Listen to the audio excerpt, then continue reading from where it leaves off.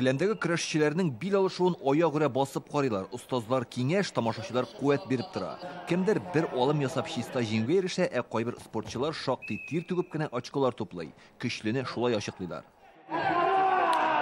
Mana o'rtadagi kilemda ikki odosh kurashi, Soba yigiti Olmaz Bikkinin Mamadosh rayonidan kelgan kundoshi bilan bil olisha. Olmaz yoshlar orasida Rossiya birinchiligidan o'tgan Tataristonda priz o'rinlari bor.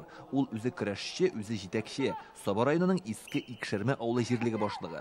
Sport ishga ilhom beradi. Har doimiy sport bilan shug'ullanaman. Mana o'zimda yashaqdanroq kurash bilan shug'ullandim. Shunga ko'ra bunda yoshni qoldira olmadim. O'zi bizning Soba rayonini yoqlab kurashga keldim. Kurash bilan shug'ullangan yigitlar bir vaqtda bu turmushda yo'qolib qolmaydi. Naqif Yunusov veteran kurashchi, hozir Mamadosh yoshlarini milliy turdagi olimlarga o'rgatadi, chempionlar tarbiyali. Sport kishini har yoqlab chiniqtira, maqsadchan bo'larga o'rgatadi yo'l. O'zi armiyadan qaytgachgina kurasha boshlasa-da, Sobon to'ylarida maydon tutgan. O'quvda, ishda, ala tarbiya bola bo'lsalar, har vaqtda kurashchi milliy yetakchi kela, ular bizning Tataristonimizning kuzgilari. Yüzük qo'shlariga.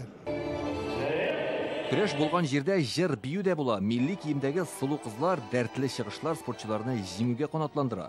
Ochilish tantanasida Tataristonning Davlat Sovet raisi o'rinbosari, Respublikaning Kurash Federatsiyasi prezidiumi raisi Murat Ahmedov qatnashdi. U kurashning tatar xalqi uchun ayrisha muhim bo'lganini belgilab o'tdi. Bu bizning milliy sifatimiz. Bu bizning tarixiy yozmish sifatimiz.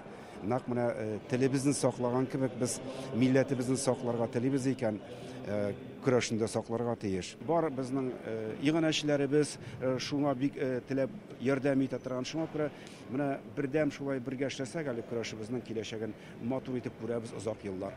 Tatarcha kurash xalqimizning kuch-qudratini jingiga umtilishini ko'rsata turgan milliy sport turi.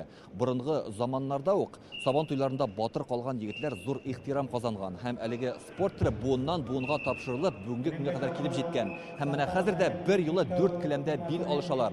Shunisi e'tiborga loyiq. Haligi yigitlar orasida hech kutilmagan yangi chempionlar borliqqa keladi.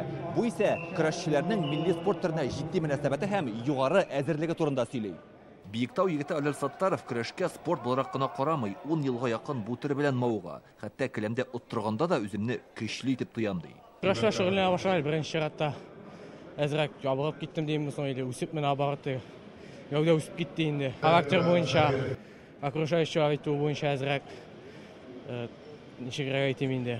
Ussizlik qaylandim deymiz o'yinda. Milliy sport turi bilan shug'ullanib, javoblikni orttiradi otoqli kurashchi Musa G'allamov. Kilamda Tatarning kuchli bo'lganini ko'rsatuv tep bo'rish. Rossiya ko'ramida yarishlarda kurashganda men Tatar deb o'zimni g'ururlanib aytam. Menimcha Tatar kurashi o'sirgagina teyish. Tatariston rayonlaridan 300 dan ortiq kurashchi 11 o'lcham o'rlig'ida bil olisha, jinguvchilar ertaga belgili bo'lacak. Eng kuchlilar Rossiya birinchiligini saylab oldi. Ilk ko'lam yarish aprel oyida Qozonda o'tacak. Ildar Safiyullian, Daniel Filatov, Yangi G'asr kanali.